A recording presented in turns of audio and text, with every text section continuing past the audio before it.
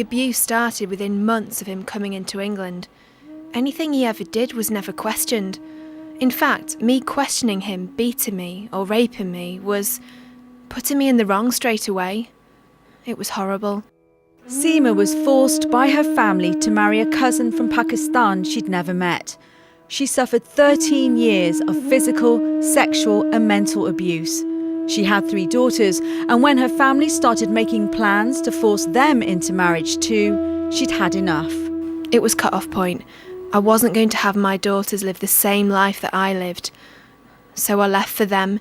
I left so that they could have a better life.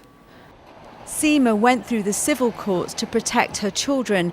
It meant giving evidence against her entire family. I don't think they'd ever thought they'd done anything wrong.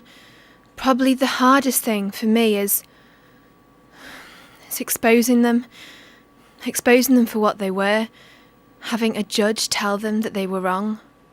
So you felt overwhelming guilt of putting them through that? I still do, yeah.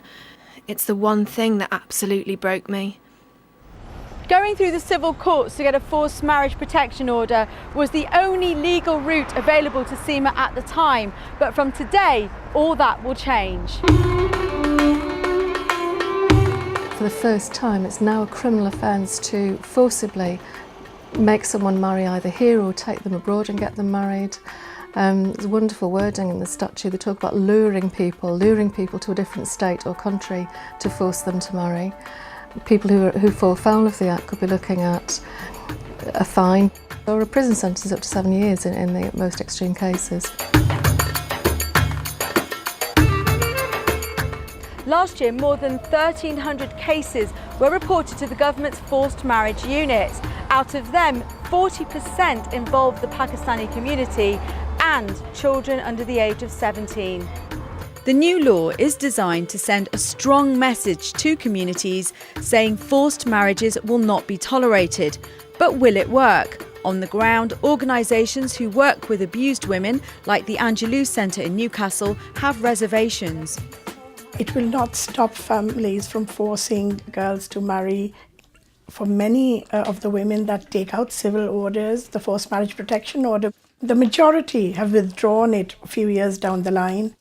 It's predominantly because they're seen as taking their parents to court, and that's not an honourable thing to do. So unfortunately, we think it's going to deter people seeking support. No excuses.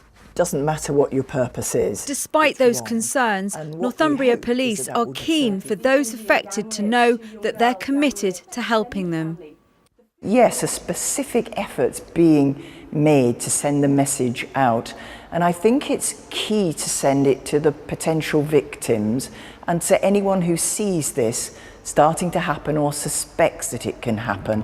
It sounds so simple, but this issue is not. Cultural beliefs run deep and could take generations to shift. That's why criminalising perpetrators poses a moral dilemma. If this new law had been in place, do you think you would have used it? It's hard enough taking your mum and dad into a courtroom and standing up and speaking against them. It broke my heart. But to know that I was going to do all of that, and at the end there was a chance there were going to be more penalties against them, then no, I don't think I would have. Being forced into marriage is horrific enough. Seeing a loved one behind bars just might be worse. Sharuna Sagar, BBC Look North.